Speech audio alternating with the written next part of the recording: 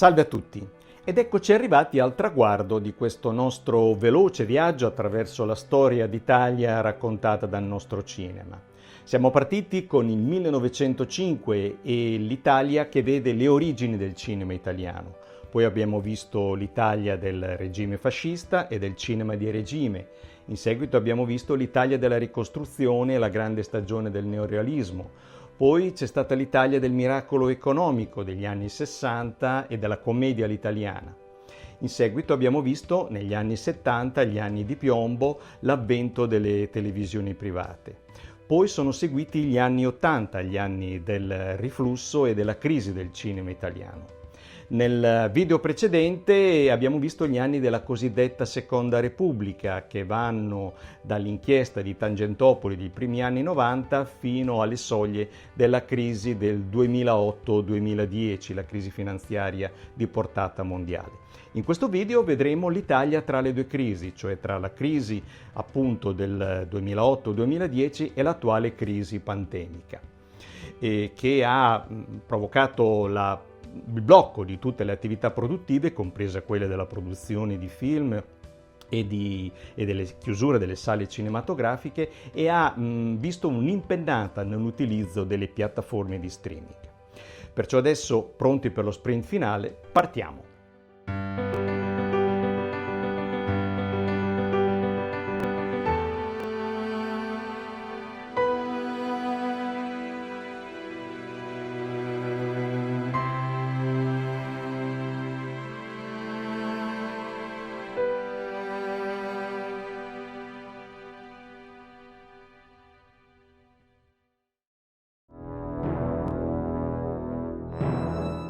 La crisi finanziaria innescata dagli Stati Uniti si propaga a tutto il mondo e investe in pieno l'Italia nel biennio 2009-2010, provocando una gravissima recessione economica.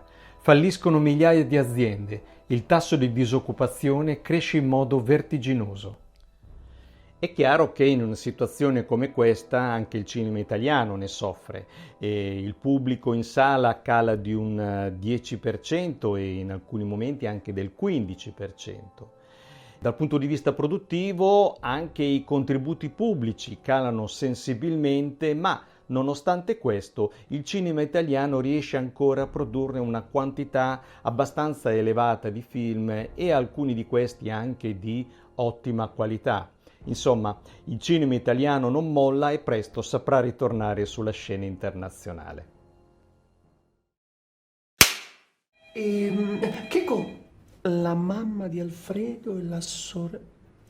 Com'è che siete cugini? Ma lo sto domandando pure io. Com'è che siamo cugini? Siamo cugini. Nel 2009 esce Cado dalle nubi di Gennaro Nunziante. Il film è interpretato da Checco Zalone nel ruolo di un cantante di provincia che tenta la fortuna nella grande città. Checco Zalone è un attore che, come tanti altri suoi colleghi, approda al cinema provenendo dalla televisione. Infatti aveva avuto un grandissimo successo nella trasmissione di cabaret Zelig. E al cinema porta lo stesso personaggio che aveva fatto là, cioè quello del cantante neomelodico meridionale, molto rozzo, per nulla attento al politically correct, e quindi è un personaggio molto efficace per fare della satira di costume contro il conformismo e i luoghi comuni. Questo film si piazza al terzo posto nella classifica, ma è solo l'inizio, perché da qui in poi inizierà una scalata che lo vedrà sempre in cima alle classifiche almeno fino al 2015.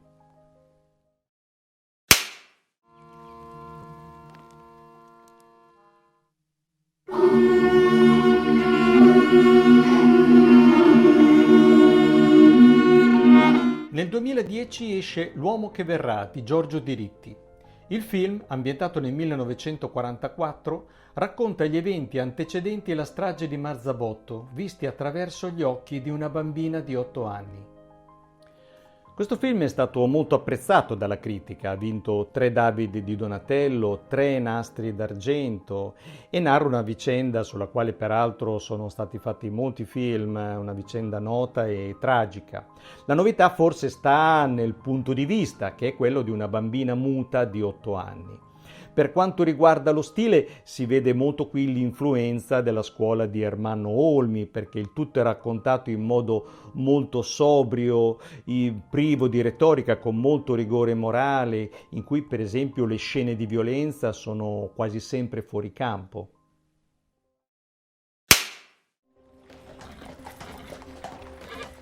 Ladies and gentlemen, Madame et Monsieur! è qui con noi Enzo! Non abbandonate mai i nostri sogni!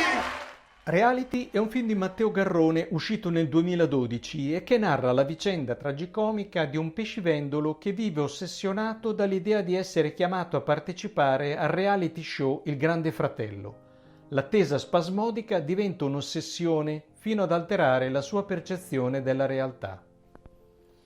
E dopo il grande successo di Gomorra, Matteo Garrone realizza questo film che è non tanto sul Grande Fratello come tale, ma sui suoi effetti secondari, cioè sull'effetto che può avere il miraggio di un facile successo su una società fragile e impreparata. Ed è la prima volta che il cinema si interessa dell'argomento dei reality show, appunto, che è iniziato con Il Grande Fratello nei primi anni 2000 e da allora è sempre stato presente nella televisione fino ai giorni d'oggi e ha influito sull'immaginario collettivo degli italiani. Insomma, è un altro tratto dell'Italia degli anni 2000. Gli sparuti incostanti sprazzi di bellezza e poi lo squallore disgraziato e l'uomo miserabile. Nel 2013 esce La grande bellezza di Paolo Sorrentino. Il film racconta l'ambiente decadente della Roma bene e cerca un motivo di speranza e di rinascita nel ritorno alle proprie radici e ai primi amori. E finalmente, dopo 15 anni, dopo La vita è bella di Benigni, finalmente l'Italia, dicevo, torna a partecipare alla notte degli Oscar con questo film che vince il premio per il miglior film straniero. È un film che ricorda un po' la dolce vita felliniana e descrive questa borghesia romana fatua e superficiale con la sua vita notturna vuota e perennemente annoiata, in cui il protagonista, uno splendido Tony Servillo, che si muove come un pesce nell'acqua, ma comunque lasciando un senso incombente di vuoto e ultimamente di disperazione. Quale compito indispensabile ha svolto in questo ufficio provinciale per 15 anni? No, non si arrabbi. No, non si arrabbia, questo è il compito. Sa dove la manda? Al circolo polare artico! Ma freddissimo, va! Più di Roccaraso, di più! Nel Natale 2015 esce Quo Vado di Gennaro Nunziante e interpretato da Checco Zalone. Il film racconta le peripezie di un impiegato pubblico che accetta i trasferimenti nelle sedi di lavoro più impensabili pur di non cedere alle pressioni dell'amministrazione pubblica, che ha bisogno di ridurre il personale, per non perdere il prezioso posto fisso.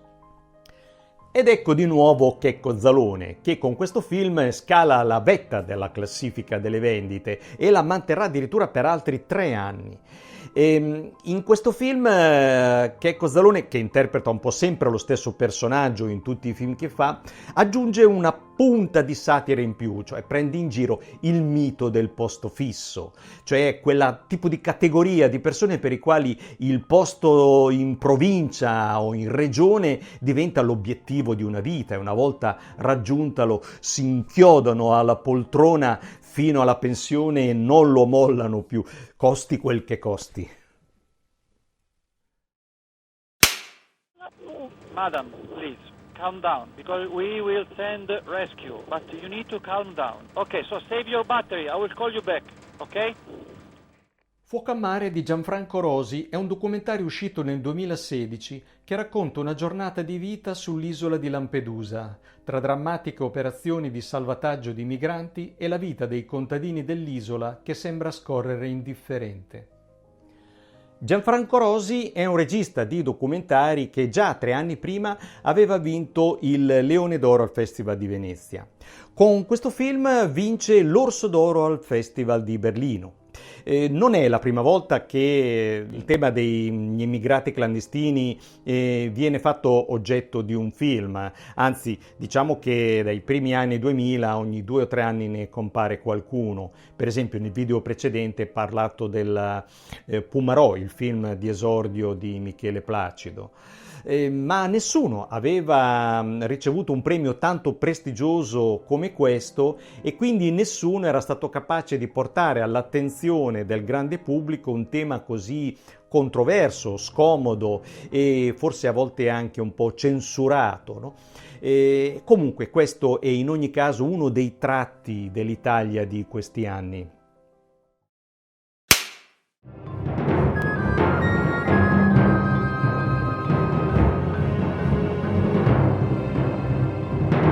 Dogman è un film di Matteo Garrone, liberamente ispirato ad un efferato episodio di cronaca nera dell'88. Il film racconta di un miteto elettatore di cani che improvvisamente trova la forza di vendicarsi brutalmente dei soprusi e delle vessazioni di un amico crudele. E incontriamo nuovamente Matteo Garrone che dopo lo scarso successo del suo precedente lavoro, Il racconto dei racconti, ritorna qui con un film dalle atmosfere che in qualche modo ricordano un po' Gomorra e questa volta invece ha un grande successo, vince 9 David di Donatello, 8 Nastri d'Argento e tanti altri premi.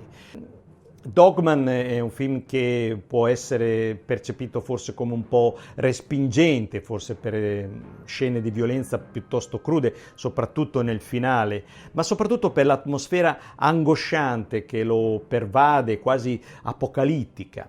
Comunque sia, bisogna riconoscere che Garrone è un autore che sa come fare cinema, che sa reinventarsi, evitare di ripercorrere sentieri già battuti e soprattutto è un regista che in qualche modo ama i suoi personaggi sbagliati in un modo spiazzante e sincero.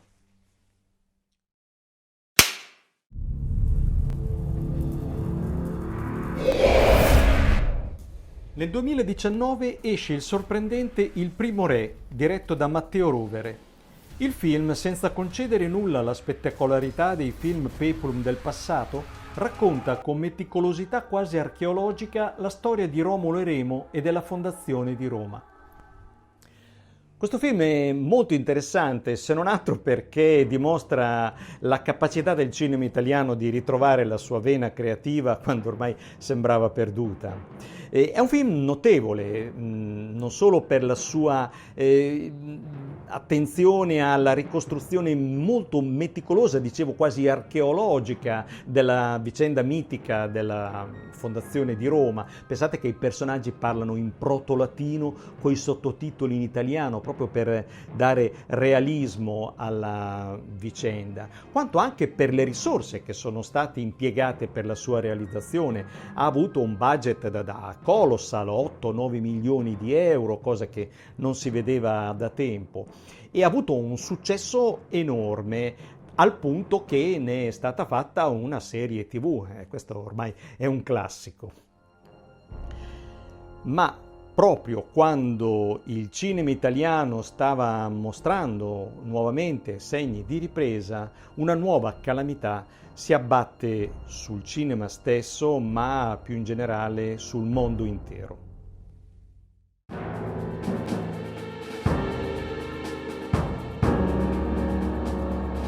Per questo che sto per firmare un provvedimento che possiamo sintetizzare con l'espressione "io resto a casa".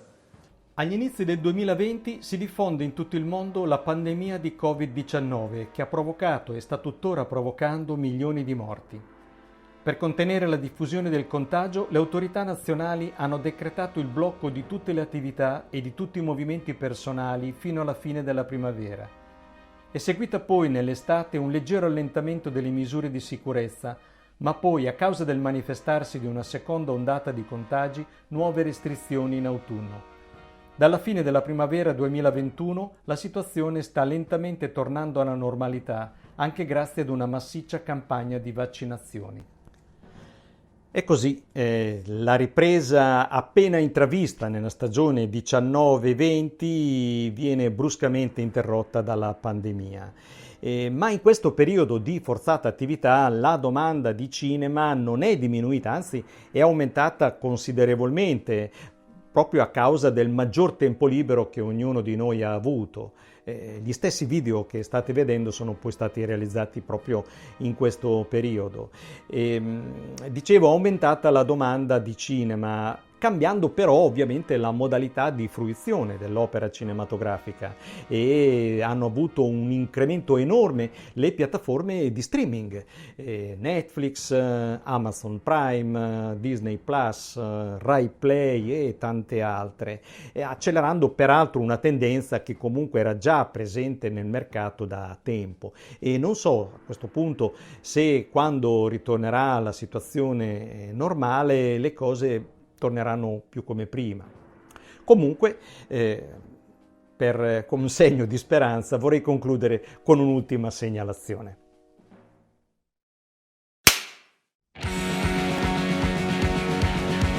Dice che dobbiamo stare chiusi dentro, pare che c'è un attacco chimico a Roma.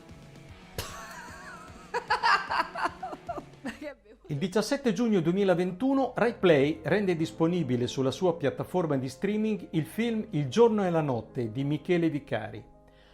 Il film racconta la storia della vita e dei rapporti fra alcune coppie costrette a casa a causa di una disposizione delle autorità che ha imposto a tutta la popolazione il lockdown per il timore di un attacco terroristico. Questo è l'unico film girato durante il lockdown ed è stato girato tutto da remoto. Il regista dirigeva le riprese da casa, gli attori recitavano da casa propria, gestendo direttamente le attrezzature di ripresa. Ed è un esperimento molto interessante e dimostra, per questo ve l'ho segnalato, la grande capacità del cinema di reinventarsi per sopravvivere. Ed eccoci così arrivati al termine di questo nostro veloce viaggio attraverso la storia d'Italia raccontata dal nostro cinema. In questi 115 anni di storia, dal 1905 al 2021, l'Italia è cambiata tantissimo e il cinema è stato sempre più o meno capace di riflettere in modo più o meno puntuale i cambiamenti che avvenivano nella società. In questi 115 anni di storia poi lo stesso cinema è cambiato tantissimo anch'esso, nei contenuti, nelle tecniche, nelle modalità di ripresa, ma anche nella modalità di fruizione dello spettacolo cinematografico. Al punto che c'è chi dice che ormai il cinema sia una forma di spettacolo obsoleta, destinata un po' ad un museo, un po' come il circo. Ma io non sono d'accordo, per quel che vale la mia opinione, anzi vorrei lasciarvi con una frase di Mario Monicelli che è un po' un segno di speranza. Il cinema non morirà mai, ormai è nato e non può morire. Morirà la sala cinematografica forse, ma di questo non mi frega niente. Grazie per avermi seguito fino a qui. Se il video vi è piaciuto mettete un like qui sotto, se avete osservazioni o commenti scriveteli e vi risponderò molto volentieri. Ciao!